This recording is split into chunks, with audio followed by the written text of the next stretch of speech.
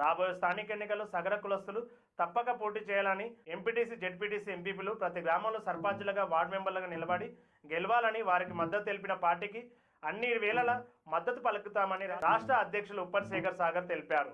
ఈ సందర్భంగా శనివారం ఓ ప్రైవేట్ ఫంక్షన్ హాల్ నందు నార్కల్ జిల్లా సగర సంఘం సగర రాజకీయ చైతన్య సదస్సు నిర్వహించగా ఈ కార్యక్రమానికి ఆయన ముఖ్య అతిథిగా పాల్గొన్నారు. ఈ సందర్భంగా ఆయన మాట్లాడుతూ రాబోయే స్థానిక సంస్థల ఎన్నికల్లో నార్కల్ జిల్లా అత్యధిక స్థానంలో ఎంపీటీసీగా జెడ్పీటీసీగా ఎంపీపీగా గ్రామ సర్పంచ్ వార్డు మెంబర్లుగా సీట్లను కైవసం చేసుకునే లక్ష్యంగా ముందుకు సాగాలని ఆయన అన్నారు.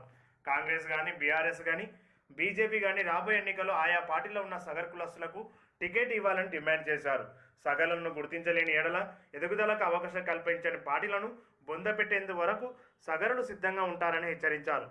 42% బీసీలకు రిజర్వేషన్ ఇవ్వాల్సిందేనని వాటిలో వివిధ కులస్తుల వాటలు తేల్చాలని ఆయన డిమాండ్ చేయడం జరిగింది. ఈ కార్యక్రమంలో సగర జిల్లా అధ్యక్షులు గట్టు శ్రీనివాసులు మరియు రాష్ట్ర నాయకులు తదితరులు పాల్గొన్నారు. ఎన్నికలు వార్డు మెంబర్లు, సర్పంచులు, ఎంపీటీసీ, జెడ్పీటీసీ ఈ విధంగా మొదటి అడి నుంచి రాజకీయంగా ఎదగాలనేటువంటి ఒక సంకల్పంతో ఈరోజు నాగర్ కర్నూలు జిల్లా సగర సంఘం అధ్యక్షుడు పోతుల శ్రీనివాస్ సాగర్ గారి యొక్క అధ్యక్షతన ఈ కార్యక్రమం, ఈ సదస్సు ఇక్కడ జరుగుతూ ఉంది. ఈ కార్యక్రమానికి రాష్ట్ర నాయకులు, జిల్లా నాయకులు అనేక మంది భాగస్వాములయ్యి వారి యొక్క అనుభవాలను మా సగరుల చైతన్యం నింపేందుకు ప్రయత్నం చేస్తా ఉన్నాం. ఈ వేదిక యొక్క ముఖ్య లక్ష్యం రాబోయే స్థానిక సంస్థల ఎన్నికలలో ఈ జిల్లాలో అత్యధిక పంచాయతీలను మేము సర్పంచులుగా, వార్డు మెంబర్లుగా, ఎంపీటీసీలుగా కైవసం చేసుకోవాలనేటువంటి ఒక లక్ష్యం పెట్టుకున్నాం. నాగర్ కర్నూలు జిల్లాలో రాబోయే గ్రామ పంచాయతీ ఎన్నికలలో 50 నుంచి 60 గ్రామ పంచాయతీలలో సర్పంచులుగా మా సగరులు పోటీ చేయబోతున్నారు. అదేవిధంగా సగరులు ఉన్నటువంటి ప్రతి గ్రామంలో వార్డు మెంబర్లుగా, సర్పంచులుగా పోటీ చేయబోతా ఉన్నాం. వీటితో పాటు పార్టీ సింబల్స్ పై పోటీ చేసేటువంటి ఎంపీటీసీ, జెడ్పీటీసీ ఎలక్షన్ లో కూడా అత్యధిక జనాభా కలిగినటువంటి సగరులకు నాగర్ కర్నూలు జిల్లాలో అన్ని రాజకీయ పార్టీలు ఈరోజు అధికారంలో ఉన్నటువంటి కాంగ్రెస్ పార్టీ కావచ్చు, మొన్నటిదాకా అధికారంలో ఉన్నటువంటి బీఆర్ఎస్ పార్టీ కావచ్చు, మేము కూడా అధికారంలోకి వస్తామని చెప్పుకుంటున్నటువంటి బీజేపీ పార్టీ కావచ్చు, ఈ కీలకమైనటువంటి రాజకీయ పార్టీలన్నీ కూడా సర్పంచ్ ఎలక్షన్లతో పాటు ఎంపీటీసీ, జెడ్పీటీసీ ఎలక్షన్లో కూడా సగరుల సంఖ్య దామాషా ప్రకారం టికెట్ ఇవ్వాలి. ఒకవేళ ఇవ్వని పార్టీలకు, సగరులను గుర్తించని పార్టీలకు, పార్టీలైతే సగరులకు ప్రాధాన్యత ఇస్తే ఆ పార్టీలను ఆదరించేందుకు భవిష్యత్తులో కూడా ఆ పార్టీల గెలుపు కోసం మా సగరులందరూ కూడా సంఘటితంగా పనిచేస్తారు. ఏ రాజకీయ పార్టీలు అయితే మమ్మల్ని విస్మరిస్తేవి, ఏ రాజకీయ పార్టీలు అయితే మా యొక్క సాధక బాధకాలు పట్టించుకోవు, ఏ రాజకీయ పార్టీలు అయితే రాజకీయమైనటువంటి మా స్థానాన్ని మాకు ఇవ్వరు, రాజకీయంగా గుర్తింపు ఇవ్వరు, రాజకీయంగా మరి ఎదుగుదలకు అవకాశం కల్పించరు, ఆ రాజకీయ పార్టీని పొందబెట్టేందుకు మాత్రం ఖచ్చితంగా నాగర్ కర్నూలు జిల్లా సగర సంఘం పూర్తిగా సంఘటనగా ప్రయత్నం చేస్తుందని చెప్పి ఈ సందర్భంగా తెలియజేయడం జరుగుతుంది. ఇక్కడ ఈరోజు సామాజిక న్యాయం అని చెప్పేసి ఈరోజు తెలంగాణలో కొత్త వాళ్ళు 42% రిజర్వేషన్ ఏదైతే చర్చ జరుగుతూ ఉందో దాని మీద మేము చెప్తా ఉన్నాం. బీసీలకు 42% రిజర్వేషన్ రావాల్సింది. 42% రిజర్వేషన్ రావడం కోసం సీలింగ్ ఏదైతే సెంట్రల్ గవర్నమెంట్ పార్లమెంట్ చేసినటువంటి చట్టం ఏదైతుందో దాన్ని సవరణ చేయాల్సిందే. లేదంటే తమిళనాడు తరహాలో 9th షెడ్యూల్లో పెట్టి తెలంగాణ రాష్ట్రం వరకు ఈ 42% రిజర్వేషన్ బీసీలకు కల్పించాల్సిందే ప్రభుత్వం. దానికి కేంద్ర రాష్ట్ర ప్రభుత్వాలు చిత్తశుద్ధితో ముందుకు రావాలని చెప్పి తెలియజేస్తా ఉన్నాం. ఈరోజు కేంద్రంలో ఉన్నటువంటి భారతీయ జనతా పార్టీ కూడా ఏదో పుట్టి సాగులు చెప్తున్నట్టుగా మనకు అర్థమవుతా ఉంది. ఈరోజు ఏదైతే ముస్లింలను కొంతమందికి దూదేలుగా కావచ్చు, లేకపోతే షేకులు కావచ్చు, కొన్ని వర్గాలు ఏవైతే ఉన్నాయో వాటిని బీసీలో కలపడం ద్వారా 10% రిజర్వేషన్ పోతుంది, 32% వస్తుందని చెప్పేసి మరి కేంద్ర మంత్రులు మాట్లాడతారు. సరే, మరి అది కూడా మీ చేతుల్లోనే ఉంది కదా, మీరు సెంట్రల్లో ఒక చట్టం తీసుకురావచ్చు కదా, ఎందుకు చేయరు?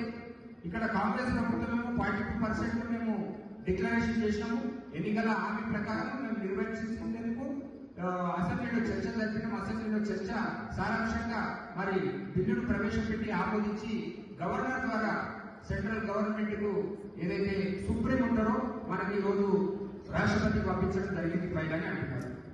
దాని రాష్ట్రపతి నుంచి తిరిగి ఆ ఫైల్ రావడం కోసం తాత్సారం జరుగుతూ ఉంది. ఇంకోవైపేమో హైకోర్టు ఎలక్షన్ సెప్టెంబర్ కంప్లీట్ చేయాలని చెప్పేసి అంటుంది. ఇట్లాంటి తరుణంలో బీసీల యొక్క రిజర్వేషన్ పెంచడం ద్వారా మీ యొక్క రాజకీయ ఉనికిని కోల్పోతామని చెప్పేసేటువంటి ఏ వర్గాలైతే ఈ రాష్ట్రంలో భావిస్తున్నారో అని చెప్పి మేము భావిస్తా ఉన్నాం. ఈరోజు కాంగ్రెస్ పార్టీ అధికారంలో ఉన్నప్పటికీ పిసిసి ప్రెసిడెంట్ మహేష్ కుమార్ గౌడ్ అనే ఒక బీసీ నాయకుడు ఉండడం కారణంగా కొంత ఆ పార్టీ నుంచి సానుకూలత వ్యక్తం వస్తుంది అని చెప్పేసి మేము భావిస్తాము. మిగతా పార్టీలు పార్టీ నాయకత్వాలను బీసీలకు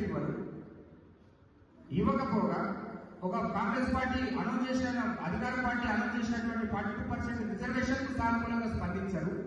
ఇట్లాంటి పరిస్థితుల్లో మరి బీసీల బతుకులు ఎట్లా మారుతారు? ఒకటి, ఖచ్చితంగా బీసీ కుల సంఘాలుగా ఈ రాష్ట్రంలో ఉన్నటువంటి 136-140 బీసీ కుల సంఘాలందరూ కూడా ఐక్య కార్యాచరణతో ముందుకెళ్తా ఉన్నాం. అందులో సగర సంఘం కూడా చాలా కీలకంగా ఉంది.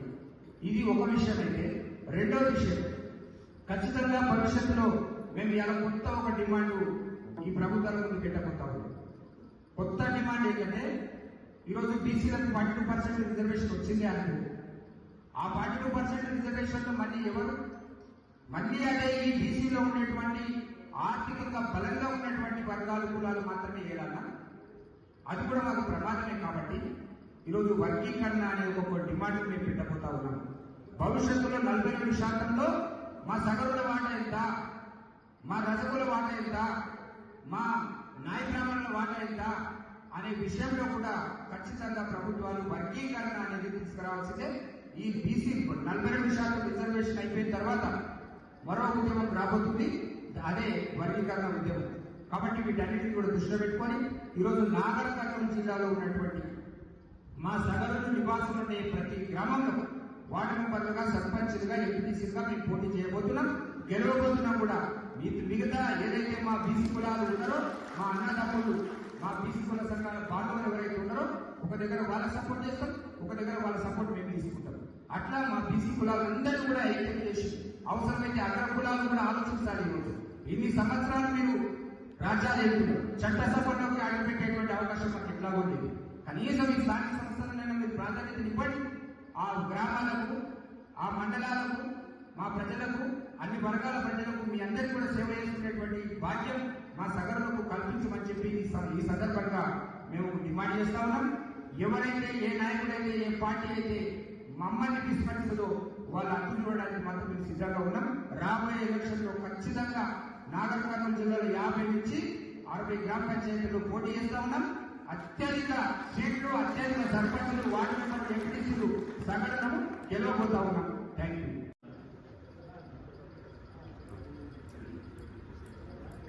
ఈ కార్యక్రమం వచ్చిన అందరికీ, ఈ సమావేశం జరపడానికి అందరికీ ధన్యవాదాలు.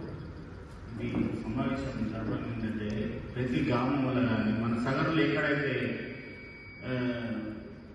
ఎక్కువగా నివసిస్తుంటారో, ఎక్కువగా ఉన్నారు గ్రామాలు ఏమిటి ఉండో ఆ గ్రామాలు ఖచ్చితంగా వార్డు మెంబర్ కానీ, సర్పంచ్ కానీ, కౌన్సిలర్ కానీ, మున్సిపల్ చైర్మన్ కానీ, మేము ఒక మాట మొన్న కూడా మీటింగ్లో కూడా మేము ఎమ్మెల్యే గారు వచ్చి ఒక సమావేశాల్లో కలుసుకున్నాం. మేము కూడా ఈసారి ఒక 50 మంది సర్పంచ్లను, కొంతమంది ఎంపీటీసీలను, జడ్పీటీసీలను కూడా మేము కూడా గెలుపుకొని మాకు కూడా మీరు మద్దతు తెలపండి అని ఇలా మాట్లాడినాము. సరే, ఏ పార్టీ కానీ, మనం కాంగ్రెస్ పార్టీ కాదు, బీజేపీ కాదు, టీఆర్ఎస్ కాదు, కానీ ఇండిపెండెంట్ కానీ ఖచ్చితంగా మనం గెలవాలి. మనం ఇంకోటి ఒక గ్రామంలో సగం ఇద్దరం ఒకటేసారి ఒకే పార్టీకి వెళ్ళి నిలబడవద్దు. ఎందుకంటే వేరే కులస్తుడు ఎప్పుడైతే ఉన్నాడో మనం అందరం ఏకమై మన సగం మాత్రం ఖచ్చితంగా గెలిపించుకోవాలని మీ అందరికీ మనస్ఫూర్తిగా కోరుతున్నాను.